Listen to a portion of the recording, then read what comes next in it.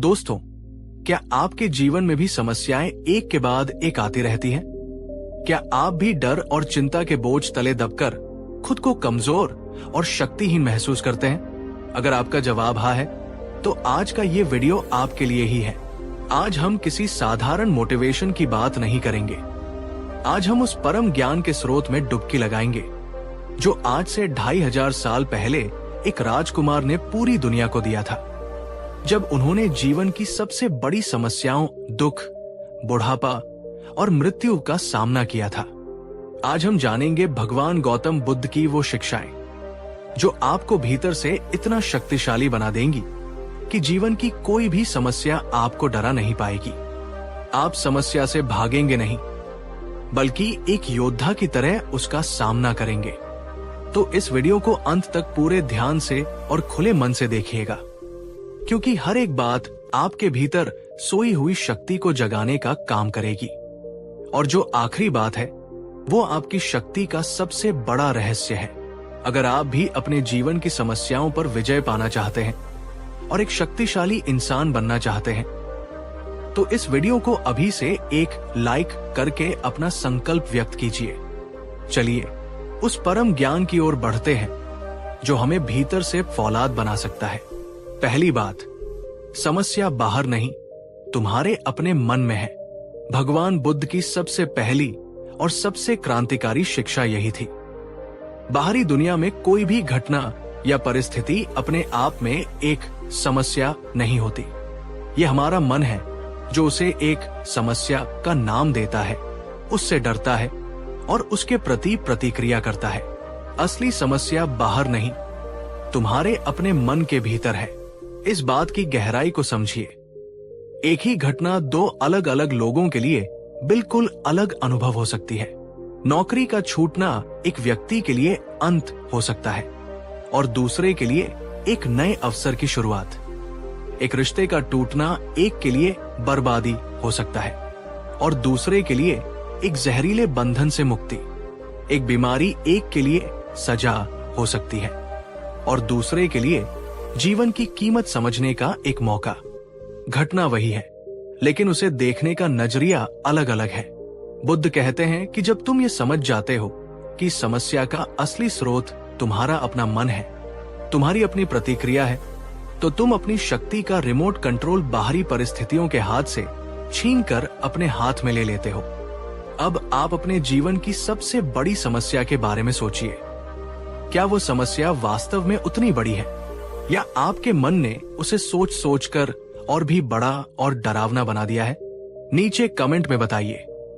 ये आत्मविश्लेषण का पहला कदम है, तो शक्तिशाली बनने का पहला सूत्र है, समस्या को बाहर खोजना बंद करो और अपने मन को साधना शुरू करो। जब तुम्हारा मन शांत और स्थिर होगा, तो दुनिया की कोई भी परिस्थिति तुम्हें समस्या नहीं, बल्कि एक चुनौती या एक अवसर लगेगी। दूसरी बात, जो तुम्हारे नियंत्रण में नहीं है, उसे स्वीकार करो। वही तुम्हारी शक्ति है। बुद्ध ने सिखाया, जीवन में दुख का एक बहुत बड़ा कारण है हमारा उन चीजों को बदलने का प्रयास करना जो हमारे नियंत्रण से पूरी तरह बाहर है। एक बुद्धिमान व्यक्ति अपनी ऊर्जा व्यर्थ के संघर्ष में नहीं, बल्कि उन चीजों पर लगाता है जिन्हें वो बदल सकता है। जीवन में बहुत सी चीजें हैं जो हमारे नियंत्रण में नहीं है। मौसम कैसा होगा, दूसरे लोग हमारे बारे में क्या सोचेंगे या क्या करेंगे, अतीत में जो हो चुका है, भविष्य में क्या होगा। जब हम इन अनियंत्रित चीजों से लड़ते हैं, तो हम सिर्फ अपनी ऊर्जा, अपनी शांति और अपनी शक्ति को नष्ट करते हैं। शक्तिशाली व्यक्ति वह है जो इन दो चीजों में स्पष्ट रूप से अंतर करना जानता है। क्या मेरे नियंत्रण में है? मेरे विचार, मेरे कर्म, मेरी प्रतिक्रिया, मेरी मेहनत। क्या मेरे नियंत्रण में नहीं है? परिणाम, दूसरे लोग, परिस्थितियां। वो अपनी 100% ऊर्जा पहली चीज पर लगाता है और दूसरी चीज को स्वीकार कर लेता है। इसी को संभाव या डिटैचमेंट कहते हैं। क्या आप भी अपने जीवन में किसी ऐसी चीज से लड़ रहे हैं जो आपके नियंत्रण में नहीं है? क्या आप भी अपनी ऊर्जा गलत जगह पर बर्बाद कर रहे हैं? अगर हाँ, तो आज ही इस संघर्ष को छोड़ने का संकल्प लीजिए। याद रखिए, जब आप व्यर्थ के संघर्ष को छोड़ देते हैं तो आपकी सारी ऊर्जा सही जगह पर केंद्रित हो जाती है और आप कई गुना ज्यादा शक्तिशाली महसूस करते हैं। स्वीकृति कमजोरी नहीं, बल्कि परम ज्ञान और शक्ति का प्रतीक है। तीसरी बात, डर एक परछाई है, उसका सामना करो, वो गायब हो जाएगा। समस्याओं से हमें उतना डर नहीं लगता जितना उन समस्याओं के साथ जुड़े हुए डर से लगता है। असफलता का डर, लोग क्या कहेंगे इसका डर, अकेले रह जाने का डर, बीमारी का डर। बुद्ध ने कहा था, डर तुम्हारे मन में पैदा हुआ एक विचार मात्र है, इसकी कोई वास्तविक सत्ता नहीं है। ये एक अंधेरे कमरे में रस्सी को सांप समझ लेने जैसा है। जैसे ही तुम ज्ञान और साहस का प्रकाश जलाते हो, सांप गायब हो जाता है और रस्सी दिखाई देने लगती है। जब भी कोई समस्या आती है, हमारा मन उस समस्या से जुड़े हुए हजार और डरावने विचार पैदा करने लगता है। हम उस डर से भागने की कोशिश करते हैं, उसे दबाने की कोशिश करते हैं, लेकिन हम जितना भागते हैं, डर उतना ही बड़ा और शक्तिशाली होता जाता है। शक्तिशाली बनने का एकमात्र तरीका है डर का सामना करना। रुकिए और अपने आप से पूछिए, मैं वास्तव में किस चीज से डर रहा हूं? सबसे बुरा क्या हो सकता है? क्या मैं उसका सामना कर सकता हूं? जब आप अपने डर का विश्लेषण करते हैं तो आप पाते हैं कि 90% डर सिर्फ काल्पनिक और निराधार है और जो 10% वास्तविक है, उसका सामना करने की शक्ति आपके भीतर मौजूद है। इस समय आपके जीवन का सबसे बड़ा डर क्या है? वो कौन सी एक चीज है जिसका सामना करने से आप बच रहे हैं? उस डर को पहचानिए और आज ये संकल्प लीजिए। याद रखिए, जिस क्षण आप अपने डर का सामना करने का फैसला करते हैं, उसी क्षण आप उस पर अपनी पहली जीत हासिल कर लेते हैं। चौथी बात, क्रोध और घृणा तुम्हारी शक्ति को पी जाते हैं, करुणा और क्षमा उसे बढ़ाते हैं। जब हमारे जीवन में कोई समस्या आती है, खासकर किसी दूसरे व्यक्ति की वजह से, तो हमारे मन में क्रोध, घृणा और बदला लेने की भावना पैदा होती है। लेकिन बुद्ध ने सिखाया, किसी और के प्रति अपने मन में क्रोध या घृणा पालकर रखना खुद जहर पीकर ये उम्मीद करने जैसा है कि सामने वाला मरेगा। ये तुम्हारी अपनी ही शक्ति को, तुम्हारी अपनी ही शांति को नष्ट करने का सबसे तेज तरीका है। जब आप क्रोधित होते हैं तो आपकी सोचने समझने की शक्ति खत्म हो जाती है। आप सही निर्णय नहीं ले पाते, आपकी शारीरिक और मानसिक ऊर्जा नष्ट हो जाती है। आप खुद को और भी ज्यादा कमजोर और असहाय महसूस करते हैं। इसके विपरीत, जब आप करुणा और क्षमा का अभ्यास करते हैं तो आप अपनी शक्ति को वापस पाते हैं। करुणा आपको ये समझने में मदद करती है कि सामने वाला व्यक्ति भी अपनी अज्ञानता और दुख के कारण ही गलत व्यवहार कर रहा है। क्षमा आपको उस व्यक्ति के द्वारा पैदा की गई नकारात्मक ऊर्जा के बोझ से मुक्त कर देती है। शक्तिशाली व्यक्ति वो नहीं है जो बदला लेता है। शक्तिशाली व्यक्ति वह है जिसके पास माफ करने का साहस और करुणा होती है। क्या आप भी अपने मन में किसी के प्रति क्रोध या घृणा का बोझ लेकर जी रहे हैं? अगर हाँ, तो आज ही उस बोझ को उतार फेंकिए खुद की शांति के लिए। याद रखिए, क्षमा करना दूसरों पर कोई एहसान नहीं, बल्कि खुद को दिया गया सबसे बड़ा उपहार है। बात नंबर 5, तुम लहरें नहीं बल्कि पूरा सागर हो। बुद्ध की वो सबसे गहरी और परम शक्तिशाली शिक्षा जो आपको हर समस्या और हर डर से परे ले जाती है। हम अक्सर खुद को जीवन की समस्याओं के सामने एक छोटी सी लहर की तरह महसूस करते हैं, जिसे कोई भी तूफान आसानी से नष्ट कर सकता है। हम खुद को अपनी समस्याओं से, अपनी भावनाओं से और अपने शरीर से जोड़कर देखते हैं। मैं दुखी हूं, मैं असफल हूं, मैं बीमार हूं। लेकिन बुद्ध ने हमें सिखाया कि ये तुम्हारी असली पहचान नहीं है, ये सिर्फ सतह पर उठने वाली लहरें हैं। तुम ये लहरें नहीं हो, तुम वो पूरा का पूरा गहरा, शांत और असीम सागर हो जिसमें ये लहरें उठती हैं और विलीन हो जाती हैं। अपनी इस सच्ची, विशाल प्रकृति को पहचानो, इसका क्या मतलब है? इसका मतलब है कि तुम ये क्षणिक समस्याएं, ये क्षणिक भावनाएं, ये क्षणिक शरीर नहीं हो। तुम वो साक्षी चेतना हो जो इन सबको देख रही है। तुम वो असीम शांति हो, तुम वो अनंत शक्ति हो जिसमें ये सब कुछ घटित हो रहा है। जब आप इस गहरे सत्य का अनुभव करते हैं तो समस्याएं आती हैं और चली जाती हैं, लेकिन वे आपको छू नहीं पाती, क्योंकि आप जानते हैं कि आप उनसे कहीं ज्यादा बड़े हैं। डर उठता है और विलीन हो जाता है, लेकिन वो आपको नियंत्रित नहीं कर पाता, क्योंकि आप जानते हैं कि आप डर नहीं बल्कि डर को देखने वाले हैं। ये अवस्था ध्यान और आत्मचिंतन के गहरे अभ्यास से प्राप्त होती है। क्या आप भी खुद को अपनी समस्याओं और भावनाओं से जोड़कर देखते हैं? अगर हाँ, तो आज से इस गहरे दृष्टिकोण का अभ्यास शुरू कीजिए। जब भी कोई समस्या आए तो खुद को याद दिलाइए, ये सिर्फ एक लहर है और मैं पूरा सागर हूं। नीचे कमेंट में लिखिए, मैं लहर नहीं, मैं सागर हूं। जब आप अपने इस विशाल सागर जैसे स्वरूप में स्थित हो जाते हैं तो जीवन की छोटी मोटी लहरें आपको परेशान करना बंद कर देती हैं। यही परम शक्ति है, यही परम अभय है। तो मेरे प्यारे दोस्तों, आज हमने बुद्ध की उन बातों को जाना जो हमें भीतर से अजेय बना सकती है। समझो कि समस्या मन में है, जो नियंत्रण में नहीं, उसे स्वीकार करो। डर का सामना करो, क्रोध को करुणा से जीतो और याद रखो कि तुम लहर नहीं, पूरा सागर हो। अगर आप इन शिक्षाओं को अपने जीवन में उतारने का प्रयास करें तो आप पाएंगे कि आप समस्याओं से डरना बंद कर देंगे, बल्कि आप उन्हें जीवन के एक खेल की तरह देखने लगेंगे। अगर ये वीडियो और ये ज्ञान आपको शक्तिशाली महसूस करा रहा है तो इस वीडियो को लाइक कीजिए और इसे अपने उन सभी दोस्तों और प्रियजनों के साथ शेयर कीजिए जो जीवन की चुनौतियों से घबरा रहे हैं। और ऐसी ही शक्तिशाली शिक्षाओं के लिए हमारे चैनल को सब्सक्राइब करना न भूलें। अंत में बस इतना याद रखिए, शक्ति कहीं बाहर से नहीं आती, वो हमेशा से तुम्हारे भीतर मौजूद है। बस उसे जगाने की, उसे पहचानने की जरूरत है। अपना ध्यान रखिए, अपनी शक्ति पर विश्वास रखिए। बात नंबर 6, समस्या को तोड़ो, उसे छोटे छोटे हिस्सों में बांटो। जब हमारे सामने कोई बड़ी समस्या आती है, जैसे कोई बड़ी बीमारी, भारी कर्ज या कोई टूटा हुआ रिश्ता, तो हम अक्सर उसके विशाल रूप को देखकर ही घबरा जाते हैं।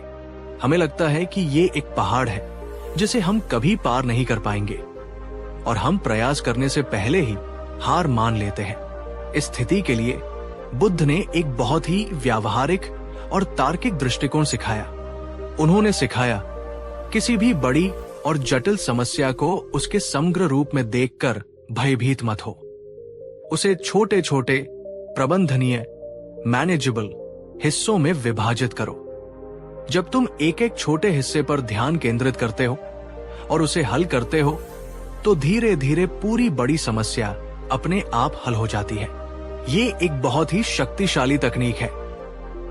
अगर आप पर भारी कर्ज है तो पूरे कर्ज के बारे में सोचकर घबराने की बजाय सिर्फ अगले महीने की किश्त चुकाने की योजना बनाओ। अगर आपको एक बहुत मोटी किताब पढ़नी है तो पूरी किताब को देखकर डरने की बजाय आज सिर्फ एक अध्याय पढ़ने का लक्ष्य बनाओ। अगर आपको अपने स्वास्थ्य को पूरी तरह से बदलना है तो सब कुछ एक साथ बदलने की कोशिश करने की बजाय आज सिर्फ 15 मिनट की सैर से शुरुआत करो। जब आप समस्या को छोटे टुकड़ों में तोड़ देते हैं तो वो कम डरावनी और ज्यादा करने योग्य लगती है। हर छोटे कदम को पूरा करने से आपका आत्मविश्वास बढ़ता है और आप बड़ी चुनौती का सामना करने के लिए और भी ज्यादा प्रेरित होते हैं।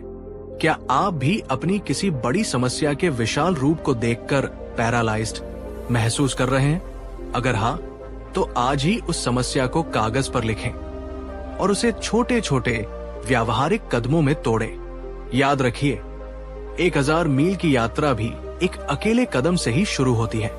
बात नंबर 7, अपेक्षाओं से मुक्त हो जाओ, क्योंकि वही निराशा की जननी है। समस्याओं से निपटने के दौरान हमारा दुख अक्सर समस्या के कारण उतना नहीं होता जितना हमारी अपेक्षाओं के टूटने के कारण होता है। हम अपने मन में एक कठोर योजना बना लेते हैं कि चीजों को ऐसा ही होना चाहिए, मेरे प्रयास का परिणाम सफल ही होना चाहिए, लोगों को मेरी मदद करनी ही चाहिए, ये समस्या जल्दी से खत्म हो जानी ही चाहिए।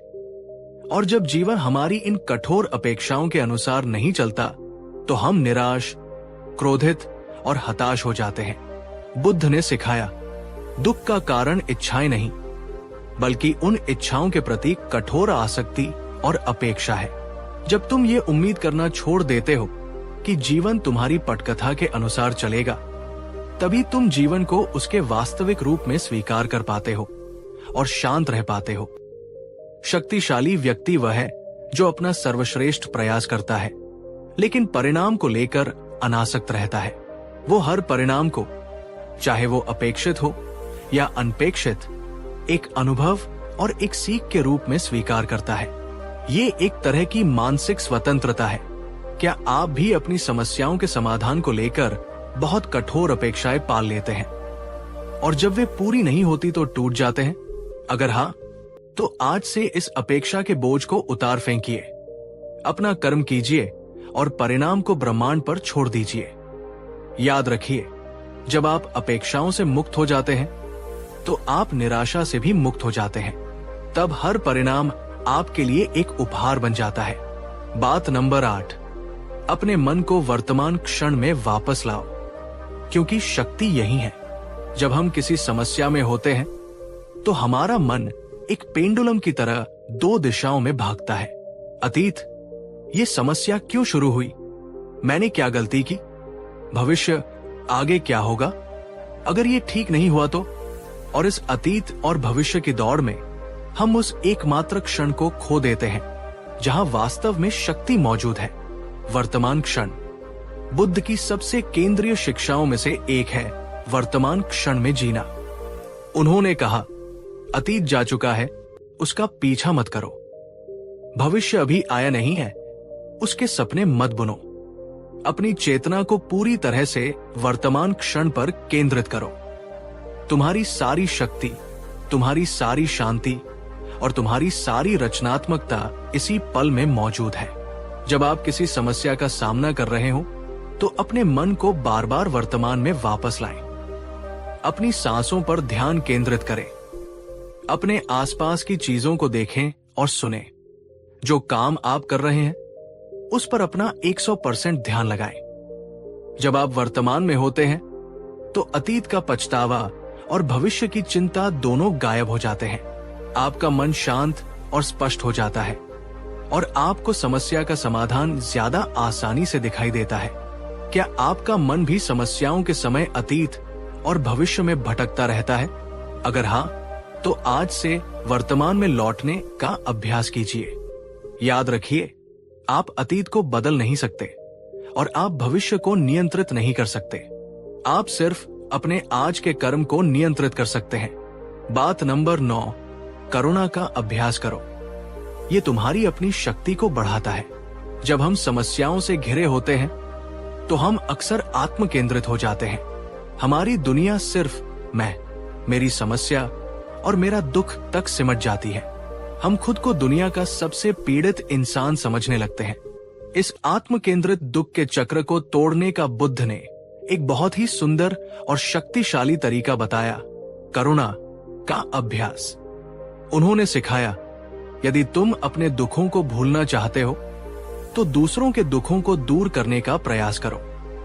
जब तुम अपने छोटे से स्वयं से ध्यान हटाकर दूसरों की भलाई के बारे में सोचते हो तो तुम्हें एक ऐसी असीम शक्ति और उद्देश्य का अनुभव होता है जो तुम्हारे अपने दुख को बहुत छोटा बना देती है। जब आप किसी और की मदद करते हैं जो आपसे भी ज्यादा तकलीफ में है तो आपको कृतज्ञता महसूस होती है कि आपके पास अभी भी बहुत कुछ है। आपको ये एहसास होता है कि आप अकेले नहीं हैं जो संघर्ष कर रहे हैं। आपको एक उद्देश्य मिलता है जो आपको अपनी समस्याओं से ऊपर उठने की प्रेरणा देता है। और सबसे बढ़कर प्रेम और करुणा का भाव आपके भीतर एक ऐसी सकारात्मक ऊर्जा पैदा करता है जो डर और निराशा को दूर भगाती है। शक्तिशाली व्यक्ति वो नहीं है जो सिर्फ अपनी समस्याओं से लड़ता है। शक्तिशाली व्यक्ति वह है जो अपनी समस्याओं के बावजूद दूसरों की मदद करने की ताकत रखता है। क्या आप भी समस्याओं के समय खुद को दुनिया से काट लेते हैं? अगर हाँ, तो आज बाहर निकलिए और किसी एक व्यक्ति की, चाहे कितनी भी छोटी हो, मदद कीजिए। किसी को सुनकर ही उसकी मदद कीजिए। याद रखिए, जब आप किसी और के लिए दीपक जलाते हैं तो आपका अपना रास्ता भी रोशन होता है। बात नंबर 10, समस्या एक शिक्षक है जो तुम्हें कुछ सिखाने आई है। बुद्ध की वो परम शिक्षा जो समस्याओं को देखने का हमारा पूरा नजरिया ही बदल देती है। हम समस्याओं को एक दुश्मन, एक बाधा या एक सजा के रूप में देखते हैं, लेकिन बुद्ध ने हमें एक बिल्कुल नया दृष्टिकोण दिया। उन्होंने सिखाया, तुम्हारे जीवन में आने वाली हर चुनौती, हर समस्या और हर कठिनाई वास्तव में भेष बदल कर आया हुआ एक शिक्षक है। वो तुम्हें कुछ ऐसा सिखाने आई है जो तुम सुख और आराम में कभी नहीं सीख सकते थे। उसे एक दुश्मन की तरह नहीं, बल्कि एक गुरु की तरह देखो। इस दृष्टिकोण को अपनाइए और खुद से पूछिए, ये समस्या मुझे क्या सिखाने की कोशिश कर रही है? ये मुझे कौन सा गुण, जैसे धैर्य, साहस, क्षमा, विकसित करने का अवसर दे रही है? इस अनुभव के बाद मैं एक बेहतर और मजबूत इंसान कैसे बन सकता हूं? जब आप अपनी समस्या को एक शिक्षक के रूप में देखना शुरू करते हैं, तो आपका उसके प्रति पूरा रवैया बदल जाता है। आप उससे लड़ते नहीं, बल्कि उससे सीखते हैं। आप पीड़ित नहीं, बल्कि एक शिष्य बन जाते हैं। आप अपनी वर्तमान समस्या को किस रूप में देख रहे हैं? एक सजा के रूप में या एक सबक के रूप में? आज से हर चुनौती में छिपे हुए सबक को खोजने का प्रयास कीजिए। नीचे कमेंट में लिखिए, मेरी हर समस्या मेरा सबसे बड़ा गुरु है। याद रखिए, हीरा भी बहुत ज्यादा दबाव और तापमान सहने के बाद ही बनता है। आपकी समस्याएं भी आपको तराश कर एक अनमोल हीरे में बदलने के लिए ही आती है। तो मेरे प्यारे दोस्तों, समस्या को छोटे हिस्सों में तोड़ो, अपेक्षाओं से मुक्त हो जाओ, वर्तमान क्षण में अपनी शक्ति को खोजो, करुणा का अभ्यास करो और हर समस्या को अपना गुरु बनाओ। अगर आप इन शिक्षाओं को अपने जीवन में उतार ले, तो आप पाएंगे कि समस्याएं तो आती जाती रहेंगी, लेकिन वे अब आपको डरा नहीं पाएंगी। आप एक शांत और स्थिर चट्टान की तरह खड़े रहेंगे, जिसे कोई भी लहर हिला नहीं सकती। याद रखिए, तुम्हारे भीतर इतनी शक्ति है जिसकी तुमने अभी कल्पना भी नहीं की है। डरो मत, जागो और अपनी उस शक्ति को पहचानो। अपना ध्यान रखिए, अपनी शक्ति पर विश्वास रखिए। बात नंबर 11, अपने मन के विचारों को देखो, पर उन पर विश्वास मत करो। जब हम किसी बड़ी समस्या में होते हैं, तो हमारा मन एक कहानीकार बन जाता है। वो हमें डरावनी और नकारात्मक कहानियां सुनाता है। तुम ये नहीं कर सकते, सब कुछ खत्म हो गया है, तुम हमेशा अकेले रह जाओगे, तुम कभी खुश नहीं हो पाओगे। और हमारी सबसे बड़ी गलती ये होती है कि हम इन विचारों को सत्य मान लेते हैं। हम भूल जाते हैं कि ये सिर्फ विचार है, हकीकत नहीं। भगवान बुद्ध ने एक बहुत गहरी तकनीक सिखाई, विचारों के साक्षी बनो। उन्होंने कहा, तुम्हारा मन आकाश की तरह है और विचार बादलों की तरह है। बादल आते हैं और चले जाते हैं, लेकिन आकाश हमेशा वही रहता है, शांत और अप्रभावित। तुम आकाश हो, बादल नहीं। अपने विचारों को देखो, उन्हें आने दो और उन्हें जाने दो। उनसे लड़ो मत और न ही उनसे अपनी पहचान जोड़ो। शक्तिशाली व्यक्ति वह है जो अपने और अपने विचारों के बीच एक दूरी बनाना सीख जाता है। वो जानता है कि हर विचार सच नहीं होता। विचार सिर्फ मानसिक घटनाएं हैं, वे आते जाते रहते हैं। आप अपने विचारों को चुनने की शक्ति रखते हैं। जब भी कोई नकारात्मक विचार आए, तो उसे बस एक दर्शक की तरह देखो और मन में कहो, ओह, ये एक डर का विचार है। उसे कोई महत्व मत दो, उससे कोई बहस मत करो। आप पाएंगे कि वो बिना किसी शक्ति के अपने आप चला जाएगा। क्या आप भी अपने मन में आने वाले हर नकारात्मक विचार को सच मानकर परेशान हो जाते हैं? अगर हाँ, तो आज से इस साक्षी भाव का अभ्यास कीजिए। याद रखिए, आप अपने विचारों से कहीं ज्यादा बड़े और शक्तिशाली हैं। बात नंबर 12, अनासक्ति का अभ्यास करो, क्योंकि पकड़ ही पीड़ा है। समस्याओं के समय हमारा दुख अक्सर इसलिए बढ़ जाता है क्योंकि हम किसी खास परिणाम, किसी खास व्यक्ति या किसी खास वस्तु से बहुत ज्यादा चिपके हुए होते हैं। इसे आसक्ति या अटैचमेंट कहते हैं।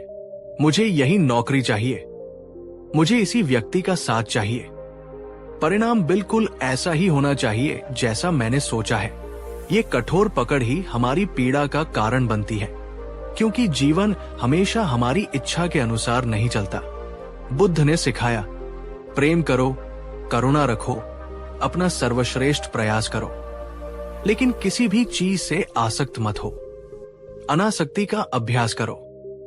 ये उदासीनता नहीं है, बल्कि ये गहरी समझ है कि सब कुछ परिवर्तनशील है और कुछ भी स्थायी रूप से तुम्हारा नहीं है। अनासक्ति का अभ्यास करने का मतलब है अपना 100% प्रयास करना, लेकिन परिणाम को स्वीकार करने के लिए तैयार रहना, चाहे वो कुछ भी हो। चीजों और लोगों से प्रेम करना, लेकिन उन्हें नियंत्रित करने या हमेशा के लिए अपने पास रखने की कोशिश न करना। जीवन के प्रवाह पर भरोसा करना। जब आप अनासक्ति का अभ्यास करते हैं तो आप एक तरह की आंतरिक स्वतंत्रता महसूस करते हैं। तब कोई भी हार आपको पूरी तरह से तोड़ नहीं सकती और कोई भी जीत आपके सिर पर चढ़कर नहीं बोलती। क्या आप भी अपनी किसी इच्छा या परिणाम से बहुत ज्यादा आसक्त हैं और यही आपकी चिंता का कारण है? अगर हाँ, तो आज से लेट गो करने का अभ्यास शुरू कीजिए। याद रखिए, जब आप किसी चीज को पकड़ने की कोशिश छोड़ देते हैं, तभी आप वास्तव में स्वतंत्र होते हैं। बात नंबर 13, सही प्रश्न पूछना सीखो, क्योंकि सही प्रश्न ही सही उत्तर की ओर ले जाते हैं। जब हम किसी समस्या में होते हैं तो हम अक्सर गलत सवाल पूछते हैं, जो हमें और भी ज्यादा नकारात्मक और शक्तिहीन महसूस कराते हैं। जैसे, मेरे साथ ही ऐसा क्यों होता है? ये आपको एक पीड़ित बनाता है। मैं इतना बदनसीब क्यों हूं? ये निराशा को बढ़ाता है। अब क्या होगा? ये चिंता को जन्म देता है। बुद्ध एक महान शिक्षक थे, क्योंकि वे हमेशा सही प्रश्न पूछते थे, जो व्यक्ति को समाधान की ओर ले जाते थे। उन्होंने सिखाया कि अपनी समस्याओं से शक्तिशाली और रचनात्मक प्रश्न पूछो। ये क्यों हुआ की बजाय पूछो, इस अनुभव से मैं क्या सीख सकता हूं? मैं क्या खो चुका हूं? की बजाय पूछो, इस स्थिति में मेरे पास अभी भी क्या है? मैं ये कैसे करूंगा? की बजाय पूछो, मेरा अगला सबसे छोटा और आसान कदम क्या हो सकता है? कौन मेरी मदद करेगा? की बजाय पूछो, मैं किसकी मदद कर सकता हूं? जैसे ही आप अपने प्रश्नों की गुणवत्ता बदलते हैं, आपके मन की दिशा बदल जाती है। आप एक पीड़ित की मानसिकता से बाहर निकलकर एक समाधान खोजकर्ता, सॉल्यूशन सीकर की मानसिकता में आ जाते हैं। अपनी वर्तमान समस्या के बारे में सोचिए। आप खुद से क्या सवाल पूछ रहे हैं? आज से अपने सवालों को बदलिए। नीचे कमेंट में अपना एक नया शक्तिशाली सवाल लिखिए, जैसे, इस चुनौती में मेरे लिए क्या अवसर छिपा है? याद रखिए, आपके जीवन की गुणवत्ता आपके द्वारा पूछे गए प्रश्नों की गुणवत्ता पर निर्भर करती है। बात नंबर 14, अपने शरीर और मन को एक धनुष की तरह समझो, उसे सही तनाव में रखो। समस्याओं का सामना करने के लिए हमें ऊर्जा और शक्ति की जरूरत होती है, लेकिन हम अक्सर दो गलतियां करते हैं। या तो हम पूरी तरह से ढीले पड़ जाते हैं, आलस्य और निराशा, या फिर हम खुद को बहुत ज्यादा तनाव में डाल देते हैं, चिंता और अत्यधिक प्रयास। बुद्ध ने हमें मध्यम मार्ग का सिद्धांत दिया। उन्होंने वीणा का उदाहरण देते हुए समझाया था, और इसे धनुष पर भी लागू किया जा सकता है। उन्होंने सिखाया, जीवन में सफलता और शांति के लिए संतुलन आवश्यक है, न तो बहुत अधिक शिथिलता और न ही बहुत अधिक तनाव। अपने शरीर और मन को एक धनुष की तरह समझो, जिसे लक्ष्य भेदने के लिए बिल्कुल सही तनाव में रखना पड़ता है। समस्याओं के समय इस संतुलन को साधें, प्रयास करें, लेकिन तनाव न लें। अपना सर्वश्रेष्ठ कर्म करें, लेकिन परिणाम की चिंता में खुद को बीमार न करें। आराम करें, लेकिन आलसी न बने। अपने शरीर और मन को रिचार्ज होने के लिए समय दें, लेकिन निराशा में डूबकर प्रयास करना न छोड़ें। गंभीर रहें, लेकिन सहज भी रहें। अपनी समस्या को गंभीरता से लें, लेकिन जीवन की छोटी छोटी खुशियों और हास्य को न भूलें। यह संतुलन ही आपको लंबी लड़ाई लड़ने की शक्ति और सहनशीलता देता है। क्या आप भी समस्याओं के समय या तो बहुत तनाव में आ जाते हैं या पूरी तरह से हार मान लेते हैं? अगर हाँ, तो आज से इस मध्यम मार्ग का अभ्यास कीजिए। याद रखिए, जो धनुष हमेशा खिंचा रहता है वो अपनी शक्ति खो देता है। सही समय पर आराम करना भी शक्तिशाली बने रहने के लिए जरूरी है। बात नंबर 15, तुम इस ब्रह्मांड से अलग नहीं हो, तुम उसी का हिस्सा हो। और अंत में बुद्ध की वो परम शिक्षा जो हमारे सबसे गहरे डर, अकेलेपन और शक्तिहीनता को हमेशा के लिए मिटा सकती है। जब हम किसी बड़ी समस्या का सामना करते हैं तो हमें अक्सर लगता है कि हम इस पूरी दुनिया में अकेले हैं जो इस दर्द से गुजर रहे हैं। हमें लगता है कि हम एक छोटी सी इकाई हैं और ब्रह्मांड की शक्तियां हमारे खिलाफ है। लेकिन बुद्ध ने परस्पर निर्भरता का सिद्धांत सिखाया। उन्होंने कहा, कोई भी चीज अपने आप में अकेली या स्वतंत्र नहीं है।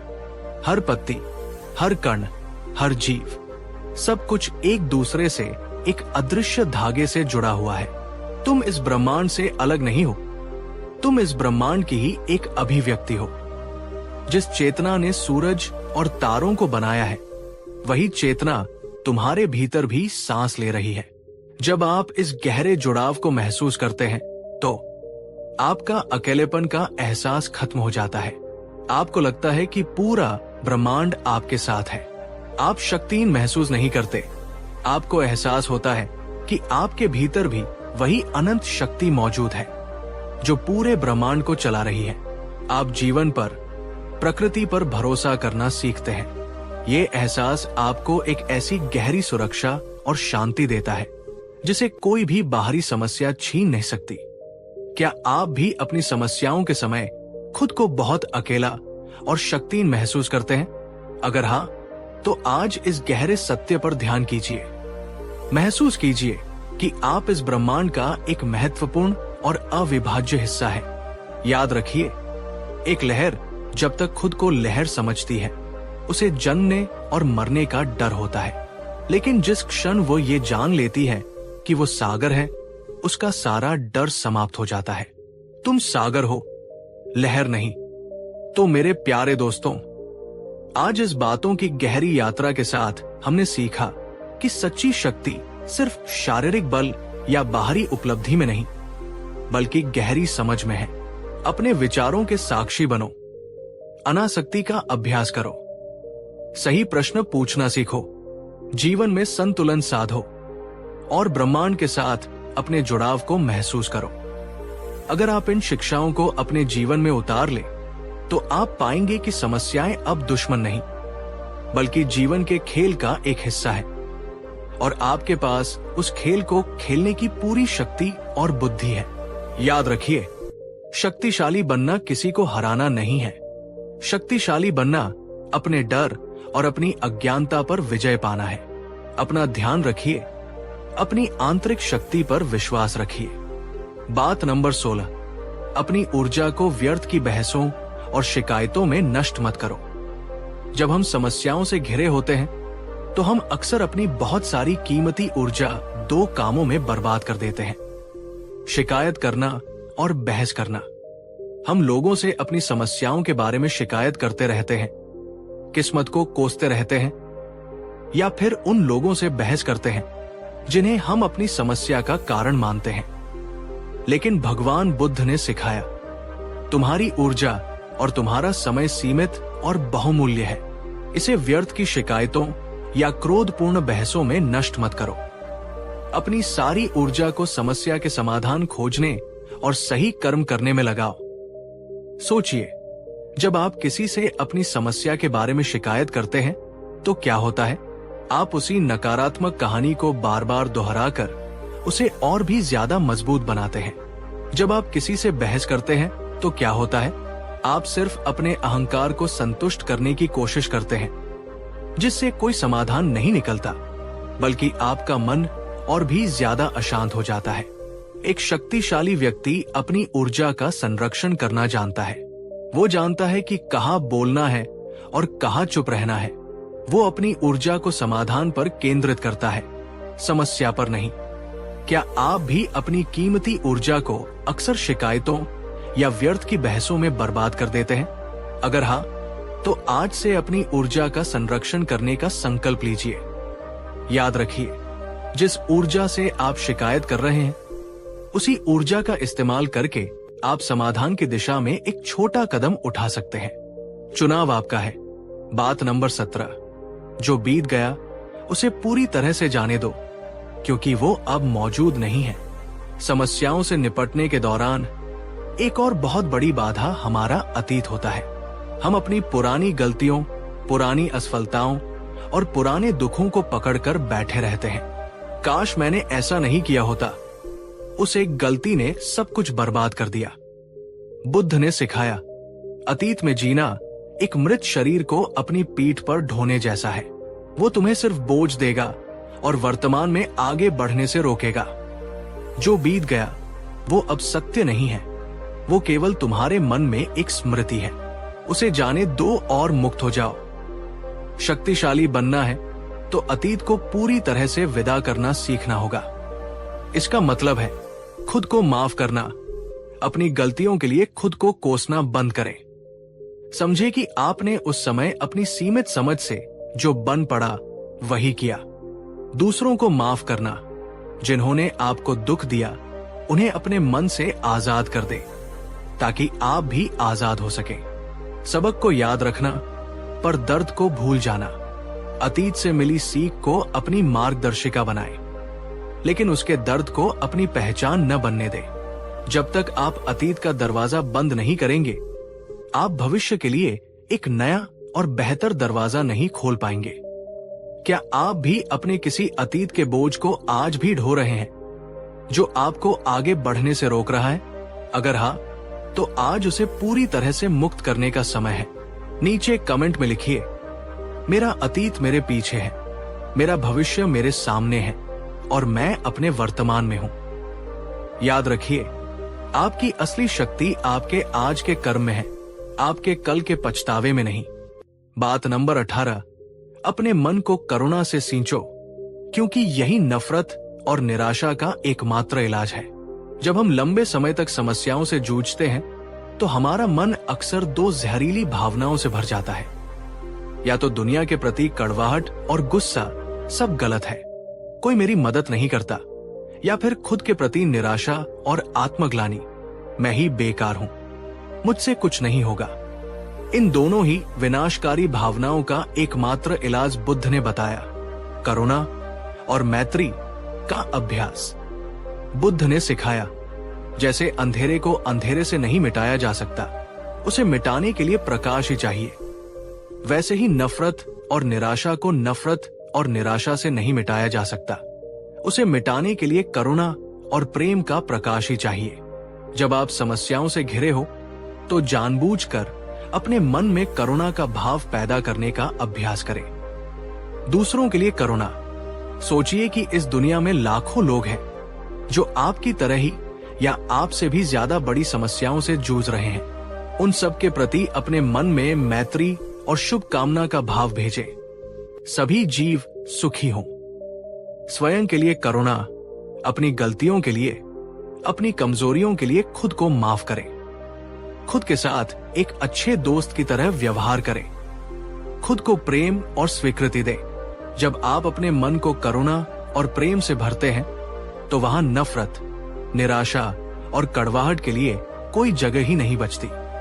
ये आपके मन को भीतर से ठीक करने की एक शक्तिशाली प्रक्रिया है। क्या समस्याओं के कारण आपका मन भी कड़वाहट या निराशा से भर गया है? अगर हाँ, तो आज से इस करुणा ध्यान का अभ्यास कीजिए।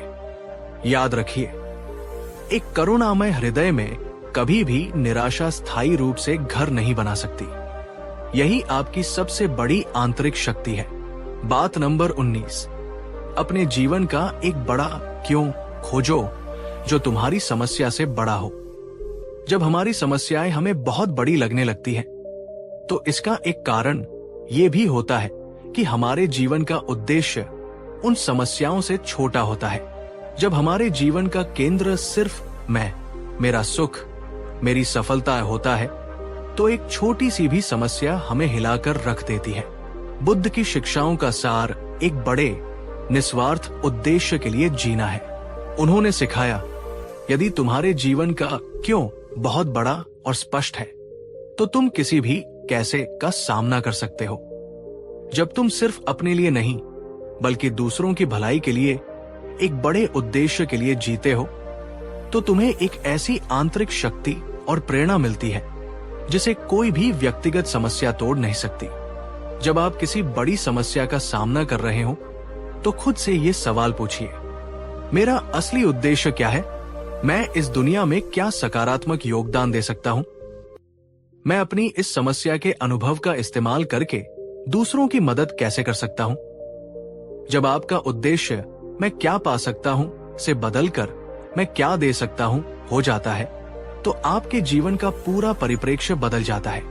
तब आपकी समस्या सिर्फ आपकी नहीं रहती, वो आपके मिशन का एक हिस्सा बन जाती है। तब असफलता आपको रोकती नहीं, बल्कि आपको और रचनात्मक और दृढ़ बनाती है। क्या आपकी समस्या ने आपको उद्देश्यहीन और दिशाहीन महसूस कराया है? अगर हाँ, तो आज खुद से ये गहरा सवाल पूछिए।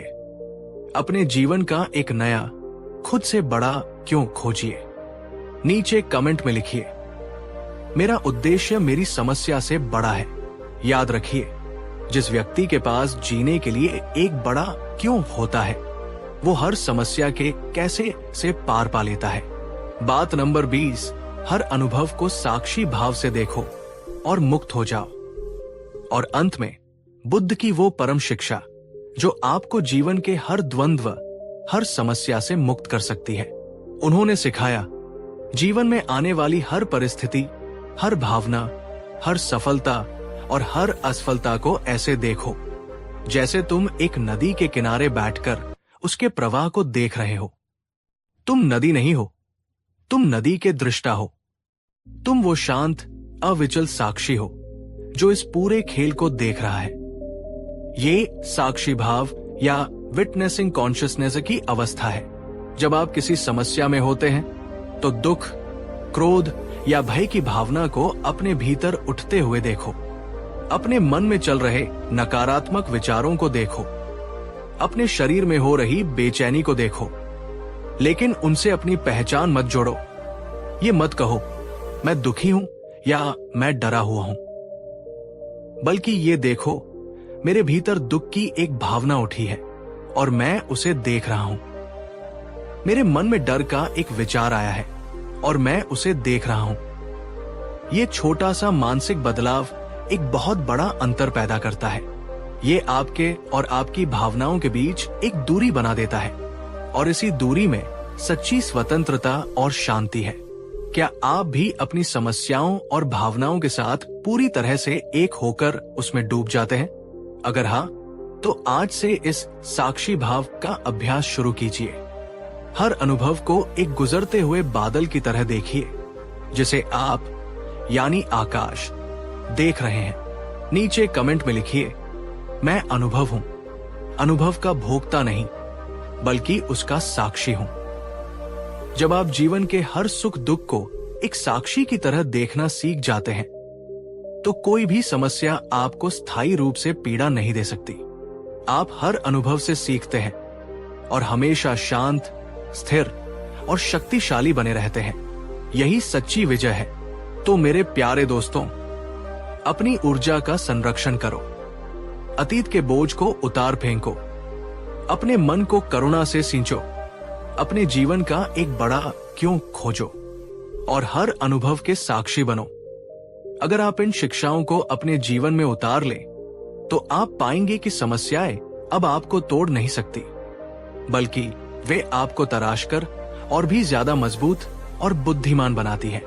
याद रखिए, तुम्हारे भीतर इतनी शक्ति है जिसकी तुमने अभी कल्पना भी नहीं की है। डरो मत, जागो और अपनी उस शक्ति को पहचानो।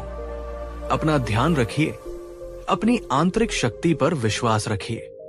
बात नंबर 21, अपने मन को एक शरारती बच्चे की तरह देखो, न कि एक दुश्मन की तरह। जब हमारा मन हमें परेशान करता है, नकारात्मक विचार लाता है या हमें डराता है, तो हम अक्सर उससे लड़ने लगते हैं। हम उसे अपना दुश्मन मान लेते हैं। मेरा मन मेरे काबू में नहीं है, मेरा मन बहुत बुरा है, हम ऐसा सोचते हैं।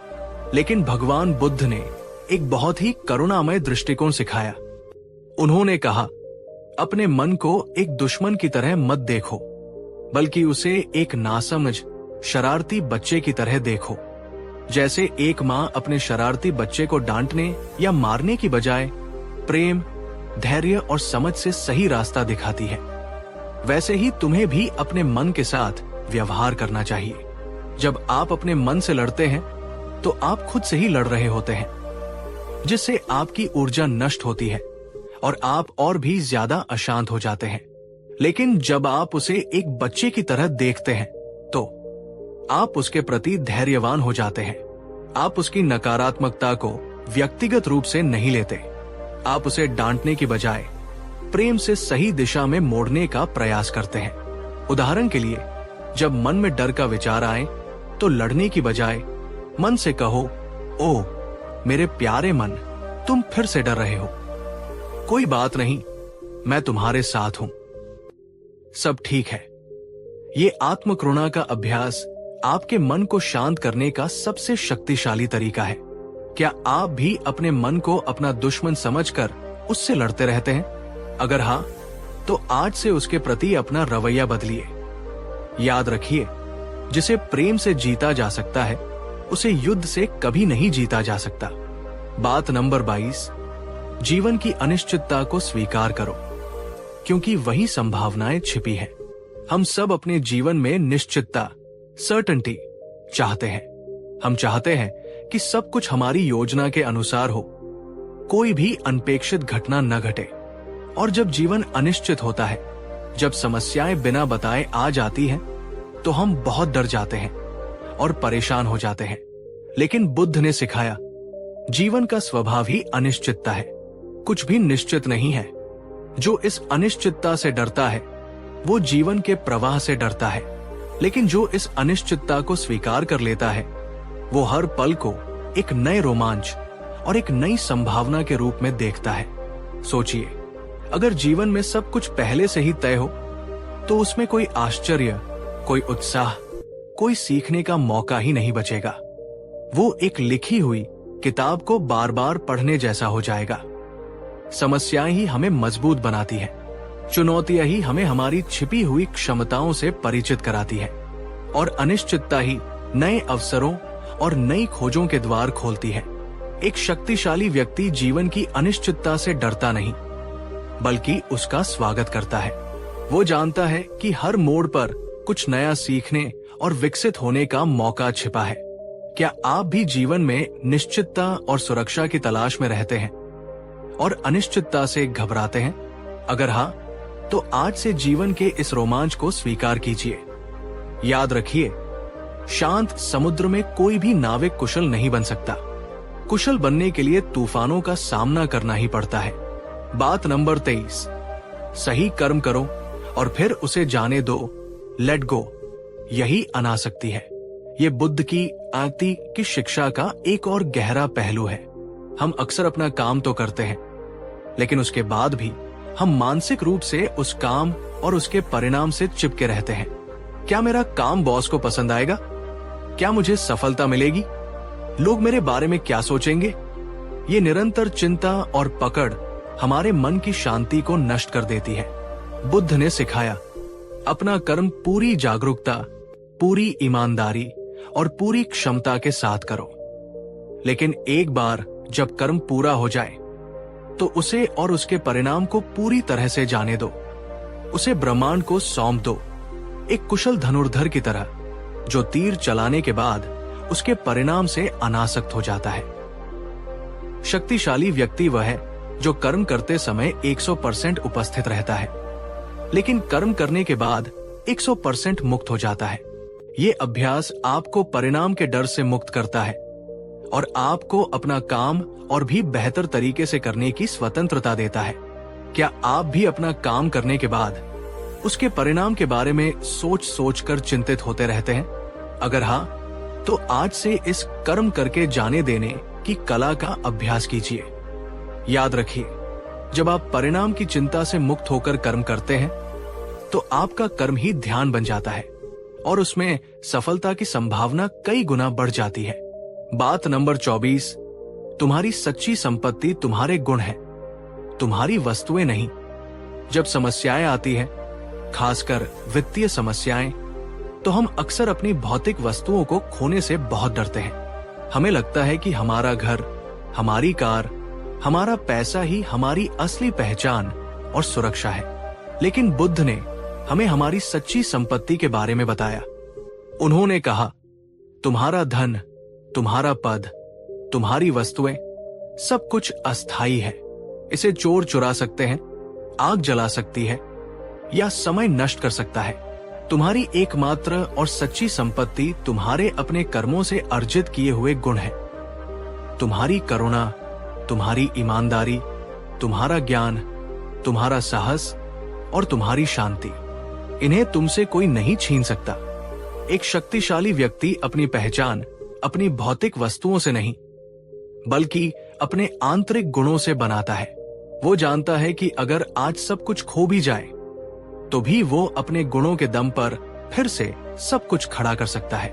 ये समझ उसे किसी भी बाहरी नुकसान से टूटने नहीं देती। आप अपनी असली संपत्ति किसे मानते हैं, अपनी बाहरी वस्तुओं को या अपने आंतरिक गुणों को? आज से अपने आंतरिक गुणों को विकसित करने पर सबसे ज्यादा ध्यान दीजिए। याद रखिए, जब आप अपने चरित्र का निर्माण करते हैं तो आप एक ऐसे खजाने का निर्माण करते हैं जो जीवन भर और जीवन के बाद भी आपके साथ रहता है। बात नंबर 25, उदास स्माइली। समस्या का अंत समाधान में नहीं, बल्कि समस्या के विलीन हो जाने में है। और अंत में बुद्ध की वो परम और सबसे गूढ़ शिक्षा जो समस्याओं को हल करने से भी परे है। हम हमेशा अपनी समस्याओं का समाधान खोजने की कोशिश करते हैं, लेकिन बुद्ध ने एक बिल्कुल अलग मार्ग दिखाया, समस्या का विसर्जन। उन्होंने सिखाया, तुम्हारी ज्यादातर समस्याएं वास्तविक नहीं हैं, वे तुम्हारे मन की उपज है, तुम्हारे अहंकार, ईगो की रचना है। जब तुम ध्यान और आत्मज्ञान के माध्यम से अपने अहंकार को विलीन कर देते हो, जब तुम ये जान लेते हो कि कोई स्थायी मैं है ही नहीं जो पीड़ित हो रहा है, तो समस्या का समाधान खोजने की जरूरत ही नहीं पड़ती। समस्या स्वयं ही विलीन हो जाती है। ये चेतना का एक बहुत ऊंचा स्तर है। जब आप ये गहराई से अनुभव कर लेते हैं कि आप ये शरीर या मन नहीं, बल्कि एक साक्षी चेतना है, तो मेरी समस्या जैसी कोई चीज ही नहीं रह जाती। अपमान या प्रशंसा का कोई अर्थ नहीं रह जाता। हानि या लाभ का कोई भय नहीं रह जाता। आप जीवन को एक नाटक की तरह देखते हैं जिसमें आप एक अभिनेता हैं, लेकिन आप जानते हैं कि आप वास्तव में उस नाटक से परे हैं। इस अवस्था में कोई समस्या आपको छू भी नहीं सकती। ये एक बहुत गहरा विषय है, लेकिन क्या आप इस विचार पर मनन करने के लिए तैयार हैं कि हो सकता है आपकी समस्याएं वास्तविक न होकर केवल मानसिक रचना हो? इस गहरे सत्य पर ध्यान कीजिए। ये ज्ञान का अंतिम लक्ष्य है, जहां समस्याओं को हल नहीं किया जाता, बल्कि उनसे परे जाया जाता है। तो मेरे प्यारे दोस्तों, आज इस बातों की गहरी यात्रा के साथ हमने सीखा कि शक्तिशाली बनना कोई बाहरी चीज नहीं, बल्कि एक गहरी आंतरिक समझ और अभ्यास है। अपने मन को एक दोस्त की तरह साधो, जीवन की अनिश्चितता का स्वागत करो, कर्म करो और उसे जाने दो। अपने गुणों को अपनी सच्ची संपत्ति बनाओ और समझो कि तुम्हारी समस्याएं तुम्हारे अहंकार की उपज है। अगर आप इन शिक्षाओं को अपने जीवन में उतार ले, तो आप पाएंगे कि आप समस्याओं से लड़ नहीं रहे, बल्कि आप उनसे ऊपर उठ रहे हैं। याद रखिए, शक्तिशाली बनना किसी को हराना नहीं है। शक्तिशाली बनना अपने डर, अपनी अज्ञानता और अपने अहंकार पर विजय पाना है। बात नंबर 26, अपने दुखों को बढ़ा चढ़ाकर बताना बंद करो, क्योंकि शब्द हकीकत बन जाते हैं। जब हम किसी समस्या में होते हैं तो हमारी एक बहुत ही आम मानवीय प्रवृत्ति होती है। हम अपने दुख को, अपनी समस्या को बढ़ा चढ़ाकर बताते हैं। हम खुद को और दूसरों को बार बार ये कहानी सुनाते हैं कि हम कितने बड़े संकट में हैं।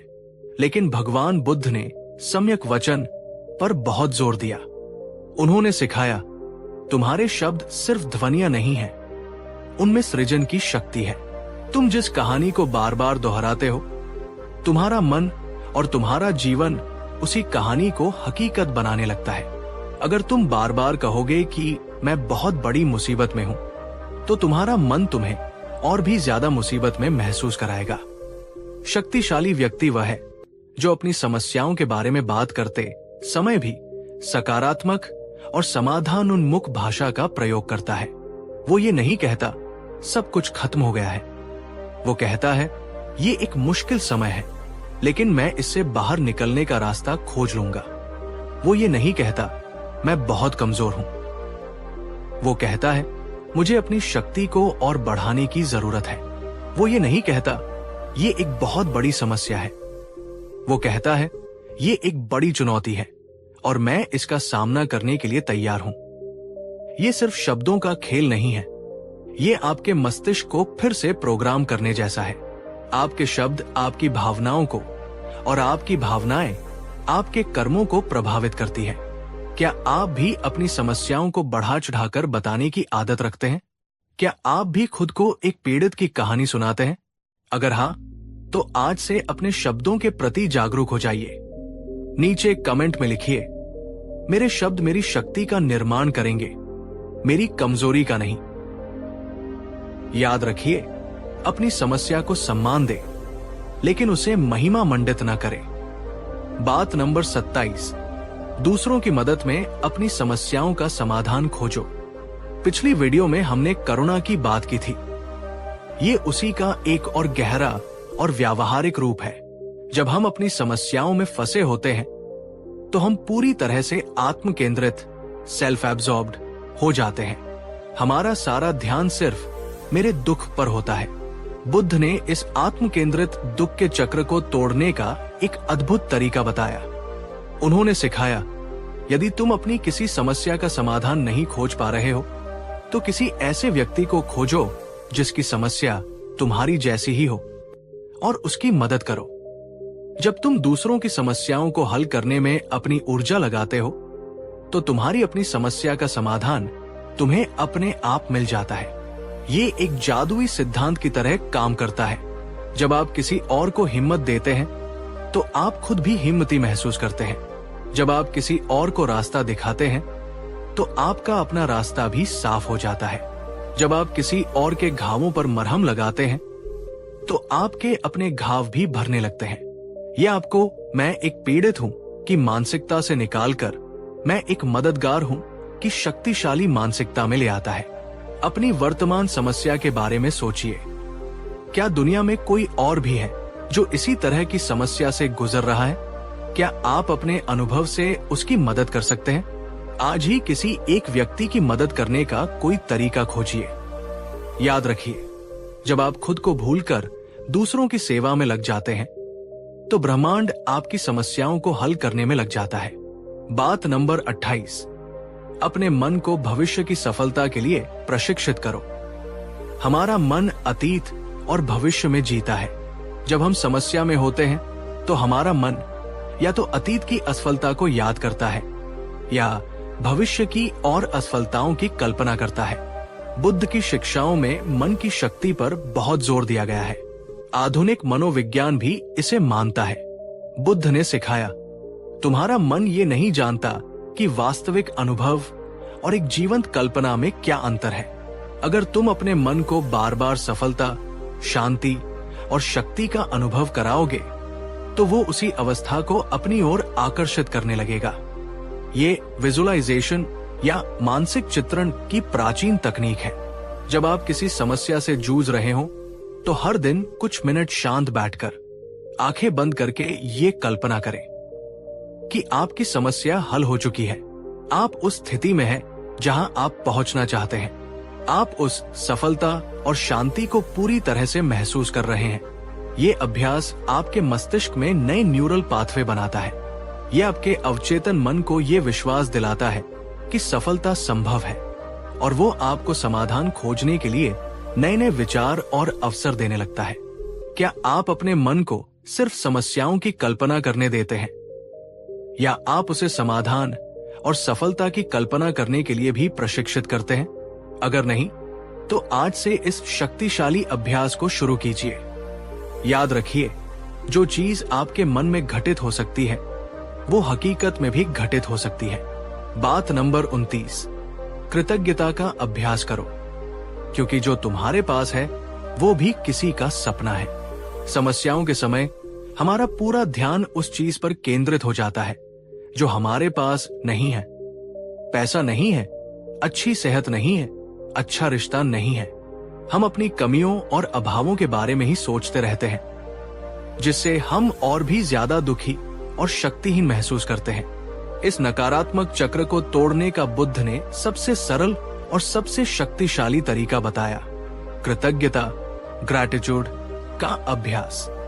उन्होंने सिखाया, खुशी और शांति का मार्ग अभाव की सोच से नहीं, बल्कि कृतज्ञता के भाव से शुरू होता है।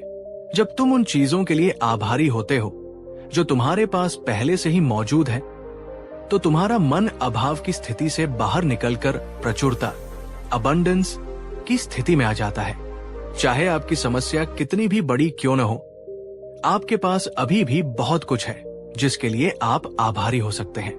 ये सांस जो आप ले रहे हैं, आपका शरीर जो काम कर रहा है, आपके सिर पर छत, आपके परिवार या दोस्त जो आपका साथ देते हैं, आपके पिछले अनुभव जिनसे आपने सीखा है। हर रोज सुबह उठकर और रात को सोने से पहले कम से कम 5 ऐसी चीजों के बारे में सोचें या लिखें जिनके लिए आप आभारी हैं। ये अभ्यास आपके दृष्टिकोण को तुरंत बदल देगा। क्या आप भी अपनी समस्याओं के कारण अपने जीवन की अच्छी चीजों को भूल गए हैं? आज ही एक कृतज्ञता सूची बनाएं। नीचे कमेंट में कोई एक ऐसी चीज लिखिए जिसके लिए आप आज तहे दिल से आभारी हैं। मैं आभारी हूं कि। याद रखिए, जब आप कृतज्ञता का अभ्यास करते हैं तो ब्रह्मांड आपको और भी ज्यादा चीजें देता है जिनके लिए आप आभारी हो सके। बात नंबर 30, उदास स्माइली।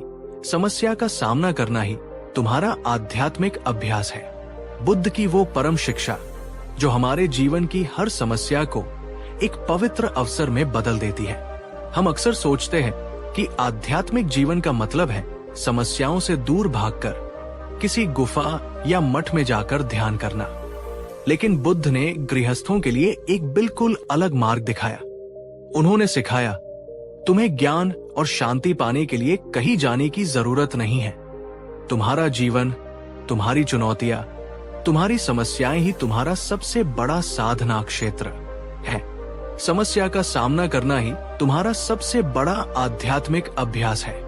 इस दृष्टिकोण को अपनाइए। जब कोई आप पर क्रोध करे तो ये आपके लिए क्षमा का अभ्यास करने का अवसर है। जब आप असफल हो तो ये आपके लिए धैर्य का अभ्यास करने का अवसर है। जब आप डर महसूस करें तो ये आपके लिए साहस का अभ्यास करने का अवसर है। जब आप किसी चीज से आसक्त हो तो ये आपके लिए अनासक्ति का अभ्यास करने का अवसर है।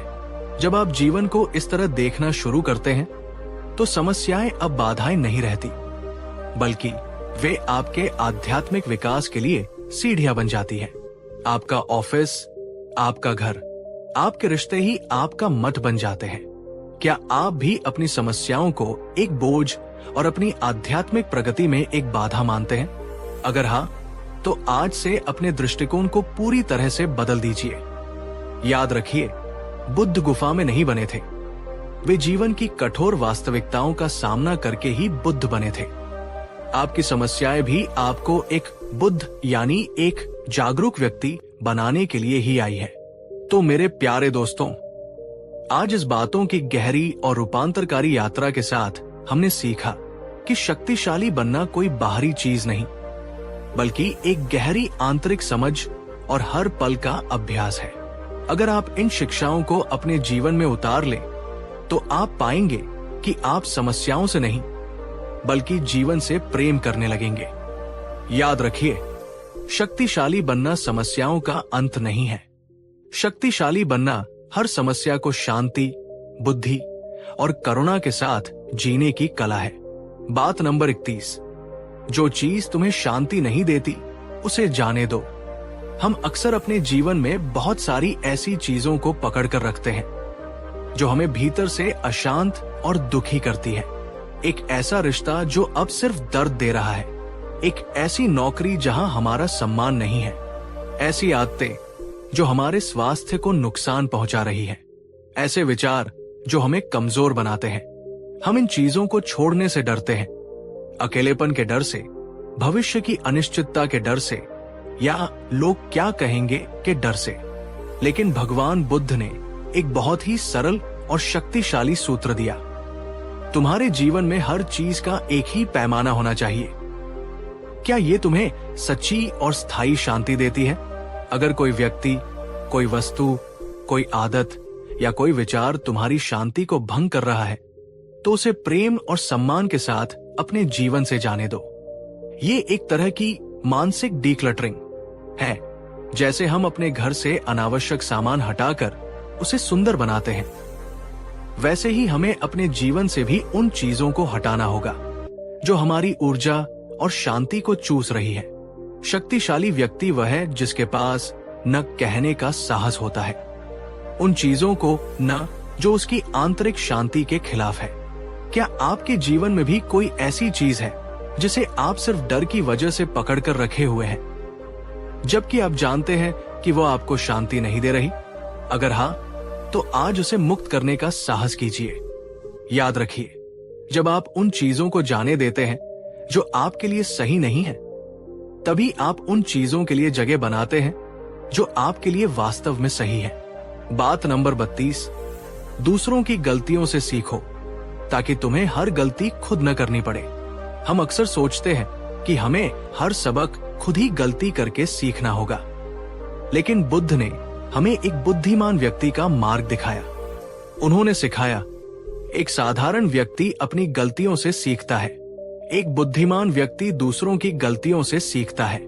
तुम्हें हर दुख खुद अनुभव करने की जरूरत नहीं है। तुम दूसरों के अनुभवों को देखकर भी ज्ञान प्राप्त कर सकते हो। जब आप किसी समस्या का सामना कर रहे हो, तो ये मत सोचिए कि आप दुनिया में पहले व्यक्ति हैं जिसे ये समस्या हुई है। आपसे पहले लाखों लोग उसी समस्या से गुजर चुके हैं और उन्होंने या तो उससे निकलने का कोई रास्ता खोज लिया है या फिर कुछ गलतियां की है जिनसे आप बच सकते हैं।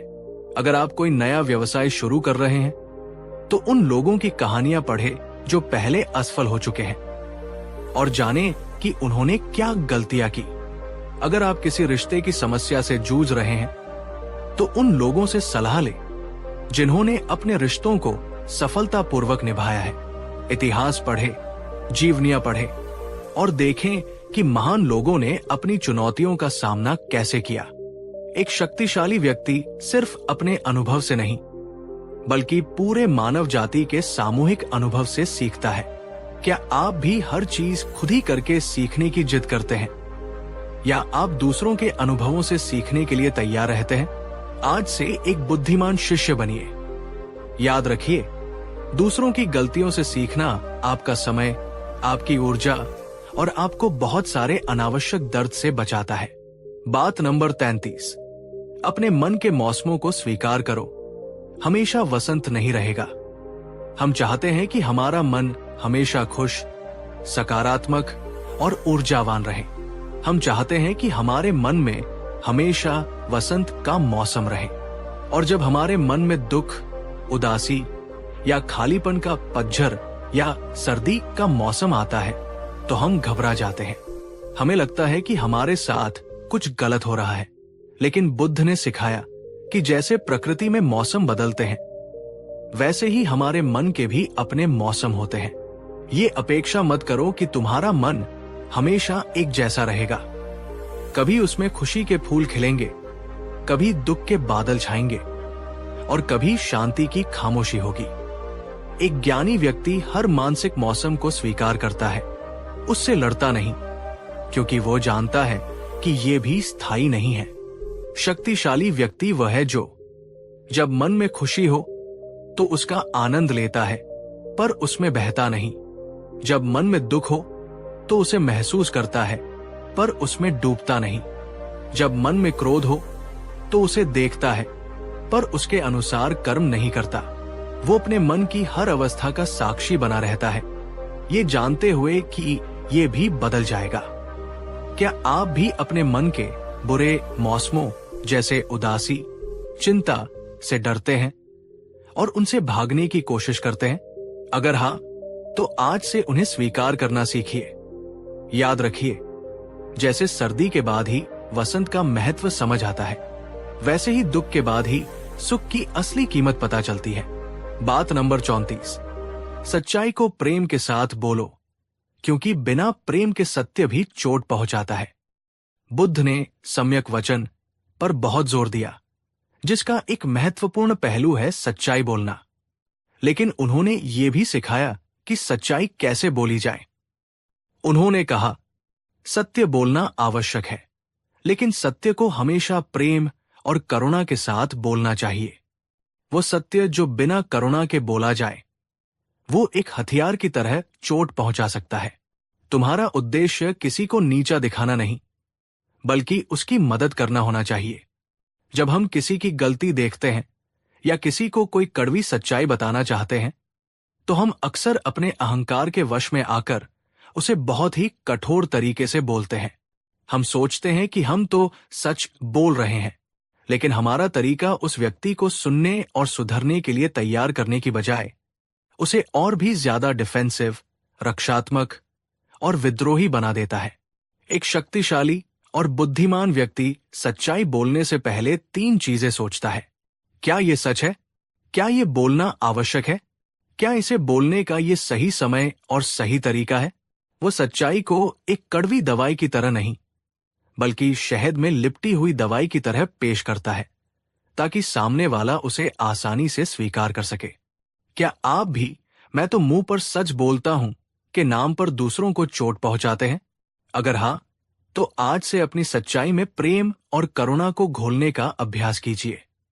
याद रखिए, आपका लक्ष्य सही साबित होना नहीं, बल्कि किसी के जीवन में सकारात्मक बदलाव लाना होना चाहिए। बात नंबर 35, उदास स्माइली, तुम समस्याओं का समाधान नहीं हो, तुम वो शांति हो जिसमें समस्याएं विलीन हो जाती है।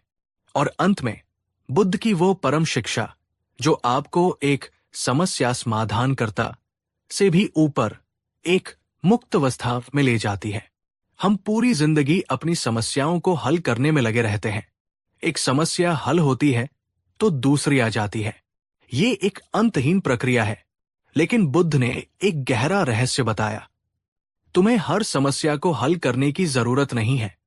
तुम्हें बस अपने मन को इतना शांत, इतना गहरा और इतना विशाल बनाना है जैसे एक विशाल झील। जब तुम एक छोटी सी झील में एक मुट्ठी नमक डालते हो तो उसका पानी खारा हो जाता है, लेकिन जब तुम एक विशाल झील में एक मुट्ठी नमक डालते हो तो उसके पानी पर कोई फर्क नहीं पड़ता। अपने मन को उस विशाल झील की तरह बनाओ। इसका क्या मतलब है?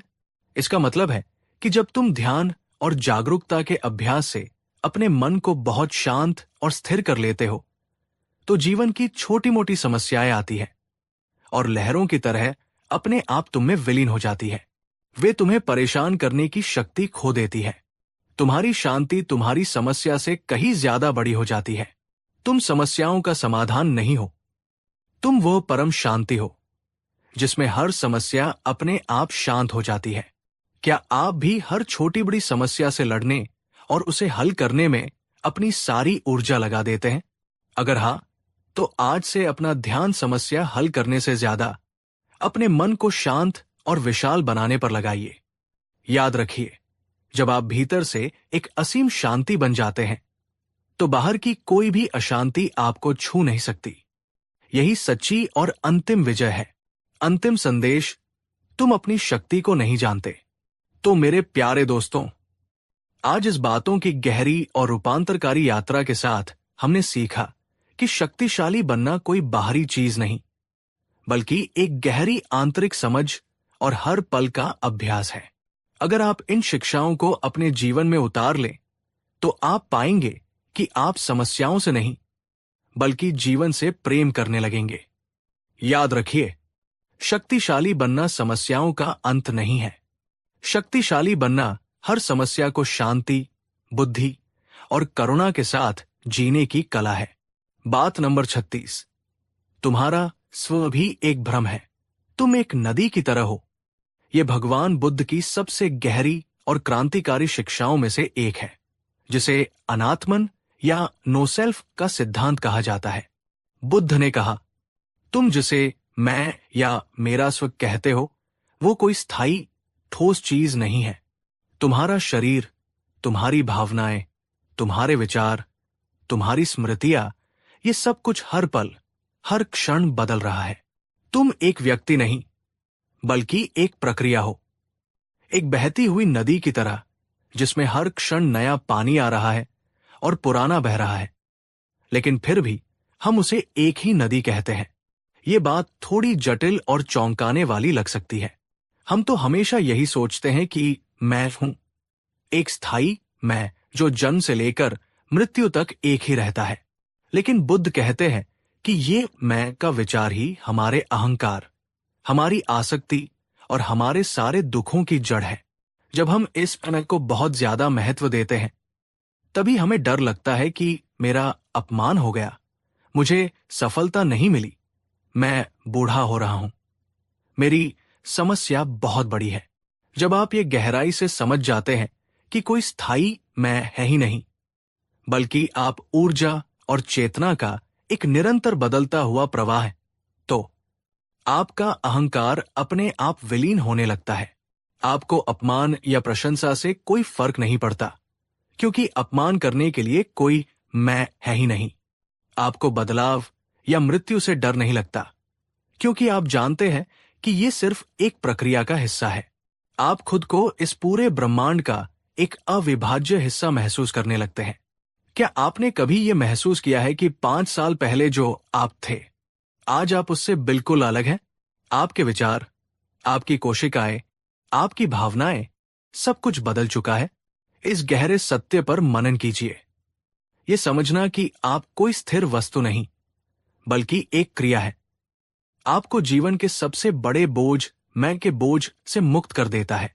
और जब मैं नहीं, तो मेरी समस्या भी नहीं रहती।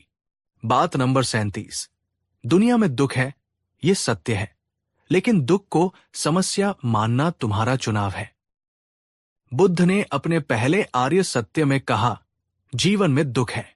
ये सुनकर बहुत से लोग सोचते हैं कि बौद्ध धर्म एक निराशावादी धर्म है, लेकिन ये पूरी तरह से गलत समझ है। बुद्ध का ये कहना एक कुशल डॉक्टर के ये कहने जैसा है कि तुम्हें ये बीमारी है। ये एक निदान है, निराशा नहीं। एक बार जब आप बीमारी को स्वीकार कर लेते हैं, तभी आप उसके इलाज के बारे में सोच सकते हैं। बुद्ध ने सिखाया, जीवन में दर्द, बुढ़ापा, बीमारी और मृत्यु का आना एक प्राकृतिक प्रक्रिया है। ये एक सार्वभौमिक सत्य है। ये दुख है, लेकिन इस दुख को एक समस्या मानना, उससे परेशान होना और उसके कारण निरंतर पीड़ित रहना, ये तुम्हारा मानसिक चुनाव है। उदाहरण के लिए, मौसम का बदलना एक प्राकृतिक प्रक्रिया है। कभी गर्मी होती है, कभी सर्दी, ये एक तथ्य है। लेकिन गर्मी से परेशान होना या सर्दी को कोसना, ये हमारा मानसिक रवैया है। ठीक उसी तरह जीवन में अप्रिय घटनाओं का होना एक तथ्य है, लेकिन उन घटनाओं से खुद को पीड़ित बनाए रखना, ये हमारा चुनाव है। एक ज्ञानी और शक्तिशाली व्यक्ति दुख को देखता है, उसे स्वीकार करता है, लेकिन उससे अपनी पहचान नहीं जोड़ता। वो उसे एक गुजरती हुई घटना की तरह देखता है। वो दर्द महसूस करता है, पर पीड़ित नहीं बनता। क्या आप भी अपने जीवन के प्राकृतिक दुखों जैसे असफलता, हानि को एक बहुत बड़ी समस्या बनाकर खुद को और ज्यादा पीड़ित करते हैं? अगर हाँ, तो इस गहरे अंतर को समझने का प्रयास कीजिए।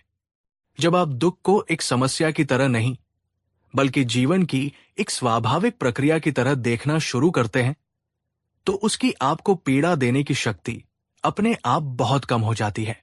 बात नंबर 38।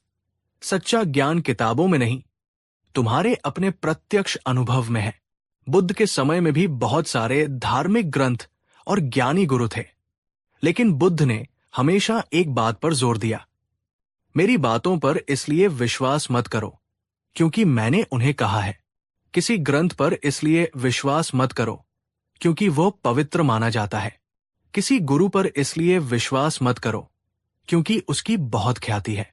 बल्कि हर बात को खुद अपनी तर्क की कसौटी पर कसो, अपने जीवन में उसका अभ्यास करो, और जब तुम उसे अपने प्रत्यक्ष अनुभव से सत्य पाओ, तभी उसे पूर्ण रूप से स्वीकार करो। ये एक अत्यंत वैज्ञानिक और क्रांतिकारी दृष्टिकोण है जो हमें अंधविश्वास से बचाता है। आज हम जानकारी के युग में जी रहे हैं। हम हर रोज अनगिनत वीडियो देखते हैं, किताबें पढ़ते हैं और उपदेश सुनते हैं, लेकिन ये सब सिर्फ उधार का ज्ञान है। ये हमें प्रेरित कर सकता है, रास्ता दिखा सकता है, लेकिन ये हमें मुक्त नहीं कर सकता। सच्चा ज्ञान, सच्चा रूपांतरण तब होता है जब आप सुनी हुई बातों को अपने जीवन में उतारते हैं और उन्हें खुद अनुभव करते हैं। क्रोध बुरा है, ये जानना एक बात है, लेकिन जब आप क्रोध के क्षण में जागरूक होकर उसके विनाशकारी प्रभाव को खुद अनुभव करते हैं, तो वो आपका अपना ज्ञान बन जाता है। ध्यान से शांति मिलती है, ये पढ़ना एक बात है, लेकिन जब आप ध्यान में बैठकर उस शांति को खुद महसूस करते हैं, तो वो आपका अपना अनुभव बन जाता है। क्या आप भी सिर्फ जानकारी इकट्ठा कर रहे हैं या उसे अनुभव में बदलने का प्रयास कर रहे हैं? क्या आप भी सिर्फ तैरने की किताबें पढ़ रहे हैं या पानी में उतरने का साहस कर रहे हैं? आज से ये संकल्प लीजिए, किताबें और गुरु केवल उंगली की तरह है जो चांद की ओर इशारा करती है। तुम्हें चांद को खुद अपनी आंखों से देखना होगा। आपकी समस्याएं भी आपके लिए प्रत्यक्ष अनुभव का एक माध्यम है। बात नंबर 39। करुणा केवल दूसरों के लिए नहीं, स्वयं के लिए भी उतनी ही आवश्यक है। हम अक्सर करुणा का मतलब सिर्फ दूसरों के प्रति दया और प्रेम समझते हैं, लेकिन बुद्ध ने आत्मकरुणा पर भी उतना ही, बल्कि शायद उससे भी ज्यादा जोर दिया। उन्होंने सिखाया, तुम पूरी दुनिया में घूमकर देख लो, तुम्हें कोई ऐसा व्यक्ति नहीं मिलेगा जो तुमसे ज्यादा तुम्हारे अपने प्रेम और करुणा का हकदार हो। जब तक तुम खुद के प्रति दयालु नहीं होगे, जब तक तुम खुद को माफ नहीं करोगे, तुम कभी भी सच्ची शांति नहीं पा सकते। जब हम किसी समस्या का सामना करते हैं या कोई गलती करते हैं, तो हम खुद के सबसे बड़े और सबसे कठोर जज बन जाते हैं। हम खुद को कोसते हैं, खुद से नफरत करते हैं और खुद को अयोग्य समझते हैं। हम दूसरों को तो शायद माफ कर दें, लेकिन खुद को माफ करना हमें सबसे ज्यादा मुश्किल लगता है। बुद्ध कहते हैं कि यह भी एक तरह की हिंसा है जो तुम खुद पर कर रहे हो। आत्मकरुणा का मतलब है अपनी गलतियों और अपूर्णताओं को स्वीकार करना, लेकिन उनके लिए खुद को स्थायी रूप से दोषी ठहराते न रहना। यह समझना कि गलती करना और कमजोर पड़ना मानवीय स्वभाव का हिस्सा है। जब तुम दुखी या असफल हो, तो खुद के साथ एक अच्छे, समझदार दोस्त की तरह व्यवहार करना, न कि एक निर्दयी दुश्मन की तरह।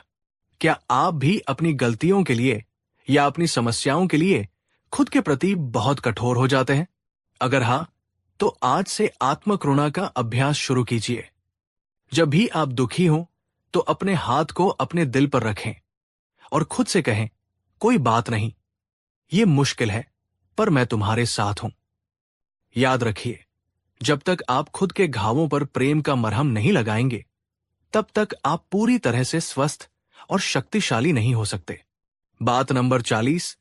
अंतिम और सबसे अनसुनी शिक्षा, निर्वाण कोई स्थान नहीं, बल्कि मन की आग का बुझ जाना है। और अंत में बुद्ध की वो परम शिक्षा जिसके बारे में सबसे ज्यादा भ्रम और गलत फहमियां हैं, निर्वाण।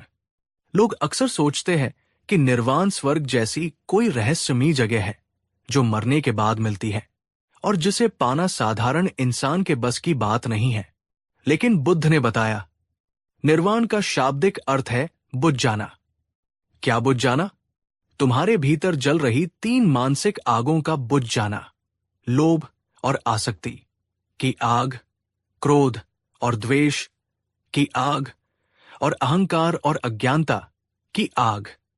जब तुम इन तीनों आगों में नया ईंधन, विचार और कर्म डालना बंद कर देते हो, तो वे अपने आप शांत हो जाती है। इस परम शांत, परम मुक्त और परम आनंद की अवस्था को ही निर्वाण कहते हैं। और ये इसी जीवन में, यही और अभी संभव है। ये कोई भविष्य में पाने वाली चीज नहीं है, बल्कि हर पल अभ्यास करने वाली अवस्था है। जब तुम किसी चीज को पाने की तीव्र इच्छा से मुक्त होते हो, तो उस क्षण तुम निर्वाण की शांति में होते हो। जब तुम किसी के प्रति क्रोध या नफरत से मुक्त होते हो, तो उस क्षण तुम निर्वाण की शीतलता में होते हो। जब तुम, मैं और मेरे के भ्रम से मुक्त होते हो, तो उस क्षण तुम निर्वाण के आनंद में होते हो। निर्वाण कोई रहस्यमयी उपलब्धि नहीं, बल्कि तुम्हारे मन की सबसे शुद्ध, शांत और स्वाभाविक अवस्था है, जिसे हमने अपनी अज्ञानता से ढक दिया है। क्या आप भी शांति और मुक्ति को कहीं बाहर या भविष्य में खोज रहे हैं? बुद्ध की इस अंतिम शिक्षा पर गहराई से मनन कीजिए। अपनी समस्याओं को इन 3 आगों के संदर्भ में देखिए। नीचे कमेंट में लिखिए, सच्ची शांति और मुक्ति इसी क्षण में, मेरी अपनी चेतना में है। ये ज्ञान का अंतिम लक्ष्य है, जहां समस्याओं को हल नहीं किया जाता, बल्कि उनसे परे जाया जाता है। क्योंकि समस्याएं जिस अहंकार के लिए थी, वही विलीन हो जाता है। तो मेरे प्यारे साथियों, आज इन 40 शिक्षाओं के साथ हमारी ये विस्तृत सीरीज यहां एक नए गहरे पड़ाव पर पहुंचती है। आज आपने सीखा, तुम्हारा स्व भी एक भ्रम है, तुम एक निरंतर प्रवाह हो। दुख एक सत्य है, पर पीड़ित रहना तुम्हारा चुनाव है। सच्चा ज्ञान केवल तुम्हारे अपने अनुभव से आता है। तुम्हें खुद के प्रति भी उतनी ही करुणा रखनी है जितनी दूसरों के प्रति। और निर्वाण कोई स्थान नहीं, बल्कि तुम्हारे मन की आग का बुझ जाना है। अगर बुद्ध की ये अनसुनी और गहरी बातें आपकी चेतना को छू पाई है, तो इस वीडियो सीरीज पर अपना अंतिम प्यार बरसाते हुए इस वीडियो को लाइक जरूर करें। अब नीचे कमेंट में बताइए, इस पूरी 40 बातों की सीरीज में वो कौन सी एक बात है जिसने आपके जीवन को देखने का नजरिया हमेशा के लिए बदल दिया है। और इस पूरी ज्ञानवर्धक सीरीज को अपने सभी दोस्तों और परिवारजनों के साथ शेयर करें, ताकि ये शांति और ज्ञान का गहरा संदेश हर उस आत्मा तक पहुंच सके जो इसकी तलाश में है। अगर आप हमारे साथ इस गहरी यात्रा में आगे भी जुड़े रहना चाहते हैं, तो चैनल को सब्सक्राइब करना न भूलें।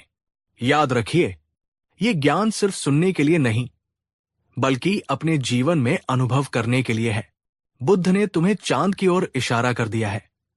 अब अपनी आंखें उठाकर चांद को देखना तुम्हारा काम है। अपना ध्यान रखिए, अपनी आंतरिक यात्रा पर विश्वास रखिए और परम शांति में स्थित रहिए। मिलते हैं एक नई सीरीज, एक नई और भी गहरी यात्रा के साथ। ओम शांति।